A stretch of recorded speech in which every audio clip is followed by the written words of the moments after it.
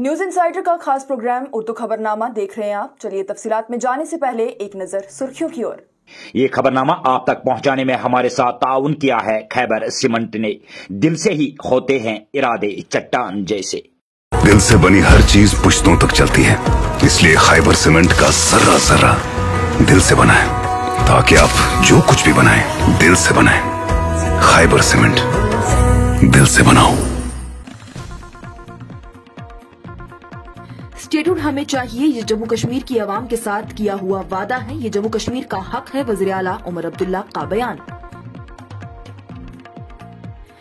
आम लोगों की सहूलियात के लिए ओवरचार्जिंग में मुलव्विस तमाम CSCs के खिलाफ क्रैकडाउन शुरू। कैबिना वजीर सतीश शर्मा की हिदायत पर IT डिपार्टमेंट तेजी में। दरबार मूव के दोबारा शुरू होने पर वज़ीर आला उमर अब्दुल्ला ने जम्मू की रौनक पर उसके मस्बत असरात को उजागर किया और मुस्तकबिल में इसे दोबारा शुरू करने की यकीन दहानी करवाई। नोटबंदी से लेकर GST को नाफज करने के पीछे कालीदी शख्स और RBI गवर्नर शक्तिकांत दास आज अपने ओहदे से साबकदोश होंगे और उनकी जगह रेवेन्यू सेक्रेटरी संजय मल्होत्रा ओहदा संभालेंगे। रिजर्वेशन कवानीन पर तनाज़ा के दरमियान मेडिकल तलबा ने इस साल नीट PG में जरूरत से ज्यादा रिजर्वेशन के खिलाफ एहतजाजी मुजाहिरा किया। जम्मू और कश्मीर के वज़ीर आला उमर अब्दुल्ला ने खित्ते में आर्जी तौर पर आबाद रोहिंग्या के साथ इंसानियत सलूक करने की बात कही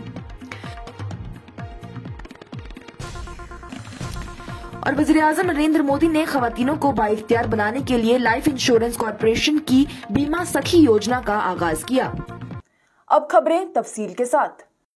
वज़ीर आला उमर अब्दुल्ला ने chamber of commerce and industries की तरफ से अपने दफ्तर में मुनक्कद एक तकरीब से खिताब किया। वहीं इसके बाद नामानगारों से बात करते हुए उन्होंने कहा कि स्टेटहुड हमें चाहिए, ये जम्मू कश्मीर के लोगों के साथ किया हुआ वादा है, वो भी एक बार का नहीं, एक से ज्यादा बार का। पार्लियामेंट के अंदर भी और जम्मू कश्मीर में रैलियों के दौरान भी ये कहा गया है कि जम्मू कश्मीर को पूरा रियासत का दर्जा बहाल होगा, तो ऐसे में हमें ये वापस चाहिए। वज़ीर आला ने कहा कि दो ताकतों वाला मरकज कभी भी नहीं चलता, उसे किसी भी हुकूमत को फायदा नहीं होता, इसलिए ये किसी भी रियासत में नहीं है, हमेशा एक ही ताकत वाला मरकज होता है और जम्मू कश्मीर का ये हक है कि एक रियासत बने। तभी लोगों ने रियासत की हुकूमत चुनी है और अब उन्हें रियासत का दर्जा वापस देकर काम करने दिया जाना चाहिए। वज़ीर आला उमर अब्दुल्ला की जानिब से मकामी ज़िन्नतों की दरपेश चैलेंजों पर काबू पाने के लिए अपनी हुकूमत की हिमायत के अज़म का अहादा भी किया गया और कहा गया कि जब हम आपका हाथ पकड़कर मदद फराहम करते हैं तो ये आपकी बेबसी या कमजोरी की अक्कासी नहीं करता, बल्कि ये हमारी जिम्मेदारी है और हम इसे पूरा कर रहे हैं। स्टार हॉस्पिटल सनत नगर बाईपास श्रीनगर आपके साथ। जिंदगी कीमती है और उसकी हिफाजत हमारा फर्ज, और इस फर्ज को निभाते हैं हम जिम्मेदारी के साथ। इंफॉर्मेशन टेक्नोलॉजी के वजीर सतीश शर्मा की हिदायत पर अमल करते हुए IT डिपार्टमेंट ने जम्मू और कश्मीर में काम करने वाले मुख्तलिफ कॉमन सर्विस सेंटर यानी CSCs का अचानक मुआयना किया। वजीर की जानिब से मुतल्लिका हुकाम को हिदायत जारी की गई है कि वो आम लोगों की सहूलियात के लिए ओवर चार्जिंग में मुलव्विस तमाम CSCs के खिलाफ क्रैकडाउन शुरू करे। मुनासिब तौर पर जम्मू और कश्मीर इंतजामिया एक सख्त निगरानी और रेगुलेटरी मैकेनिज्म को नाफज कर रही है, ताकि ये यकीनी बनाया जा सके कि CSCs मुतला शुदा नारखों पर अमल पैरा हों। इस सिलसिले में महकमा IT की डिविजनल सतह की इंस्पेक्शन टीमों के जरिए बाकायदा ऑडिट और मुआयना किया जा रहा है, ताकि ओवर चार्जिंग में मुलव्विस अफराद की निशानदही और उन्हें सजा दी जा सके। शक्तिकांत दास, जो कि आज रिजर्व बैंक ऑफ इंडिया के गवर्नर के ओहदे से साबकदोश होंगे, वो नोटबंदी की मुहिम की मंसूबाबंदी और उस पर अमल दरामद करने और GST को नाफज करने के पीछे कालीदी आदमी थे। RBI में उन्होंने वबाई अमराज के मुश्किल दौर में हिंदुस्तान की मॉनिटरी पॉलिसी के रद्द अमल को आगे बढ़ाया। वहीं आज उनकी दूसरी 3 साल मुद्दत और उनका दौरे कामकाज खत्म हुआ और उनकी जगह अब रेवेन्यू सेक्रेटरी संजय मल्होत्रा मरकजी वजारत खजाना में ये ओहदा संभालेंगे। श्रीनगर में गुज़िश्ता रोज में रिजर्वेशन कवानीन पर तनाज़े के दरमियान मेडिकल तलबा ने इस साल नीट PG में जरूरत से ज्यादा रिजर्वेशन के खिलाफ एहतजाजी मुजाहिरा किया। मेडिकल तलबा ने ओपन मेरिट कोटा के लिए 2018 के 75% मेरिट का मुतालबा किया। गवर्नमेंट मेडिकल कॉलेज श्रीनगर में जमा होने वाले पोस्ट ग्रेजुएट तलबा ने प्ले कार्ड उठाए हुए कहा कि नई रिजर्वेशन पॉलिसी के नाफज के बाद ओपन कोटा के लिए रिजर्वेशन अब कम करके उसे सिर्फ 27% ही रख दिया गया है। उन्होंने कहा कि स्पेशलाइजेशन कोर्सेज कोर्सेज में जाने के लिए डॉक्टर में काबिलियत की सतह होनी चाहिए, जिसका तायीन नीट पीजी करता है। उन्होंने कहा कि एसआरओ 49 पीजी कोर्सेज के इंतखाब के लिए डॉक्टरों की स्पेशलाइजेशन का तायीन कर रहा है और उसकी ओपन मेरिट कैटेगरी के लिए 75% कोटा रखा गया था, जिसे अब कम करके सिर्फ 27% कर दिया गया है। हमारी एक ही रिक्वेस्ट है गवर्नमेंट से, बिफोर 2018 जो स्पेशलाइज्ड कोर्स होती थी एमडीएमएस के लिए, इनके लिए एसआरओ 49 लगता था, जिसमें ओपन मेरिट 75% होता था। अब बिकॉज स्पेशलाइज्ड कोर्सेज में जो कैंडिडेट्स होते हैं, देर ऑल डॉक्टर्स, उनने सेम कॉलेज से पढ़ा होता है, सेम टीचर से पढ़ा होता है, फैकल्टी से पढ़ा होता है, सेम बुक से पढ़ा होता है, वो चाहे फिर जूनियर रेजिडेंट्स बनते हैं, इंटर्नल, सेम स्टिपेंड होता है, एवरीथिंग सेम। फिर जो स्पेशलाइज्ड कोर्स होते हैं वहां सीटें ऑलरेडी बहुत ज्यादा कम होती है और यहाँ सिर्फ 3 ही कॉलेज में एमडीएमएस होता है। फिर उसमें जब हम देखते हैं इस साल करते करते 75% से इस साल करते करते टोटल 26% ऑफ सीट्स आ गई, 26.6% ऑफ सीट्स आ गई। नंबर 1। नंबर 2 है दूसरा रूल यहाँ पर जो होता है नीट एमडीएमएस में, that is only in JNK, that is rule 17। Rule 17 क्या है कि अगर कोई कैटेगरी का student through is merit comes in any college open merit में, तो ओपन मेरिट की सीट लेगा वहां पर। फिर अगर रूल 17 से वो अपग्रेड करता है हायर कॉलेज में या हायर ब्रांच में, उसकी वजह से जहां वो सीट छोड़ता है बाय लॉ ऑफ नेचर वो जाना चाहिए ओपन मेरिट को, but it goes to category student. तो इसकी वजह से एक स्टूडेंट 2 सीटें ले लेता है। So this is our just cause and just request for government to revise us कि जो ओपन मेरिट के स्टूडेंट्स है वो कहाँ जाएंगे। देखिए जो पीजी स्पेशलाइज्ड कोर्स होती है, इट चेक्स योर कॉम्पिटेंसी, और वो कॉम्पिटेंसी कौन चेक करता है? द एग्जाम जो स्पेशलाइज्ड होती है। अगर 90,000 वाला कोई ब्रांच में जा रहा है जहां पर 900 ऑल इंडिया रैंक वाला नहीं जा पा रहा है, so ultimately it will also affect the health care of Jammu and Kashmir.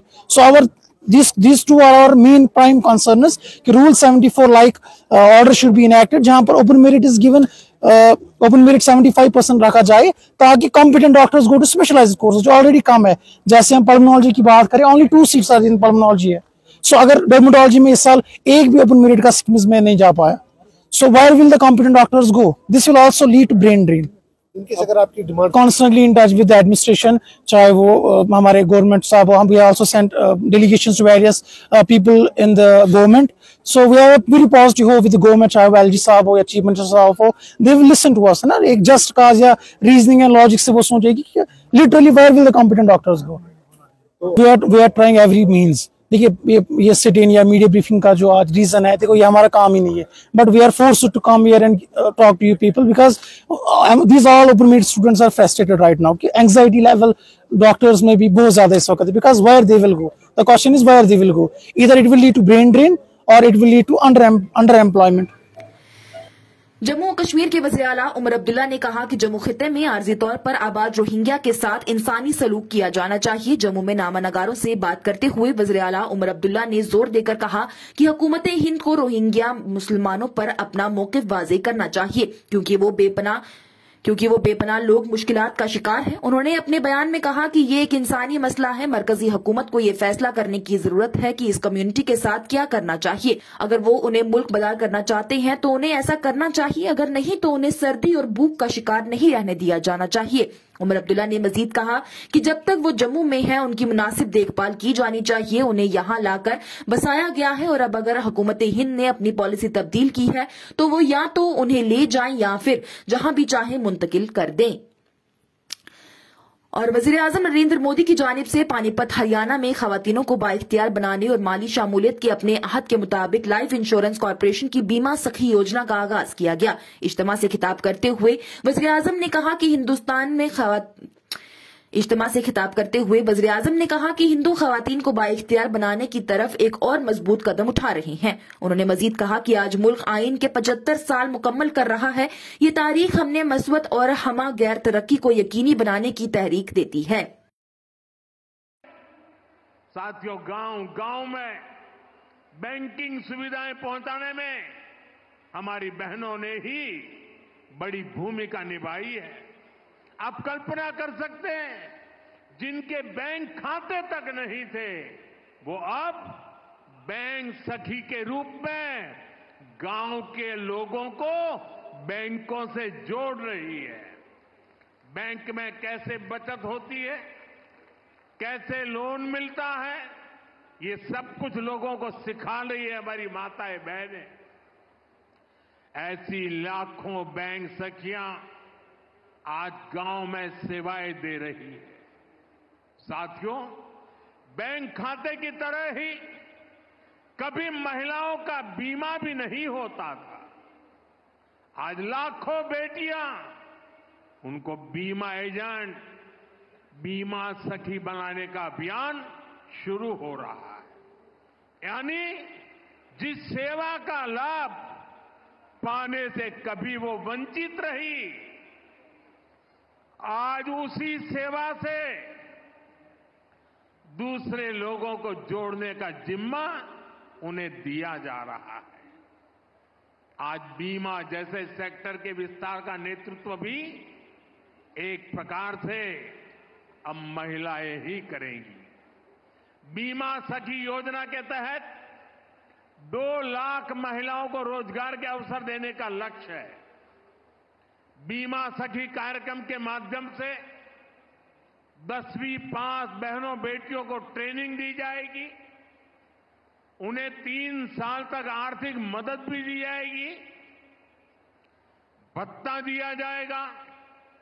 बीमा के सेक्टर से जुड़ा डेटा बताता है कि एक एलआईसी एजेंट हर महीने औसतन एवरेज 15,000 रुपये कमाता है। इस हिसाब से देखें तो हमारी बीमा सखियां हर वर्ष 2.25 लाख रुपये से अधिक कमाएगी। बहनों की ये कमाई परिवार को अतिरिक्त आय देगी। साथियों, बीमा सखियों के इस काम का महत्व सिर्फ इतना ही नहीं है कि उन्हें हर महीने हजारों रुपया कमाई होगी। बीमा सखियों का योगदान इससे कहीं अधिक होने वाला है। इस प्रोग्राम में फिलहाल के लिए इतना ही। दीजिए इजाजत। लेटेस्ट अपडेट्स के लिए देखते रहिए न्यूज़ इनसाइडर 24/7।